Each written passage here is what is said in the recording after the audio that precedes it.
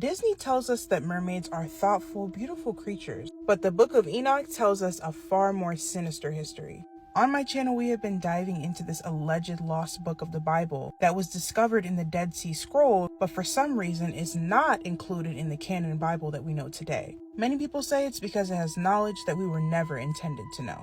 For example, who are mermaids? Where did they come from? Are they good or are they evil?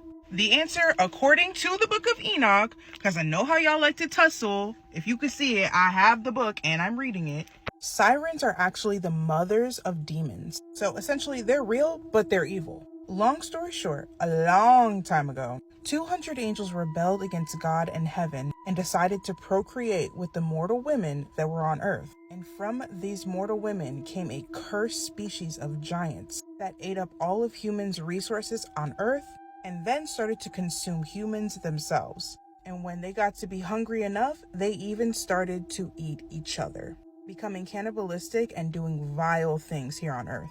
These events led up to Noah's flood because God said enough is enough. Now during this flood is when Noah had built the ark and him and his family escaped, but the Nephilim were not so lucky. They drowned in the water, but it wasn't the end for them. What if I were to tell you that the demons that we know today are actually the disembodied spirits of the Nephilim, aka the giants, roaming the earth seeking what souls that they can devour, and that's where the whole ghosts having unfinished business came from. Now those fallen angels that rebelled were punished by God and put in shackles. 4 of those fallen angels are actually now chained under the Euphrates River, and in Revelations, the last book of the Bible, it is said that they will be let out and they will unalive 1/3 of the population during the time of judgment.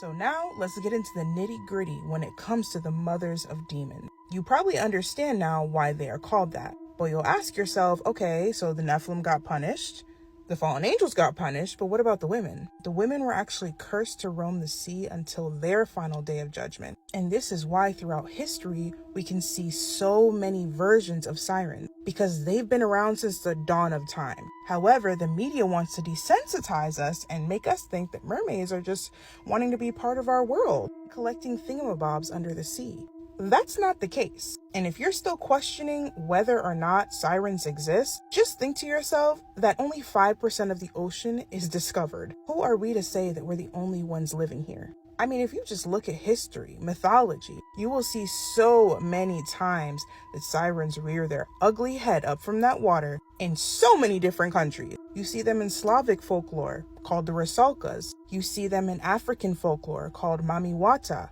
You see them in Inuit folklore called the Kalupalik. They take many forms, but best believe none of those forms look like Ariel from The Little Mermaid. I hope this answered your question. I can definitely do a part 2 diving deeper into what I'm reading in the Book of Enoch. I always like to cross-check it with the Bible because I do not read the Book of Enoch as scripture. I read it as history, if that makes sense. As always, make sure you guys like and follow and comment down below what you think.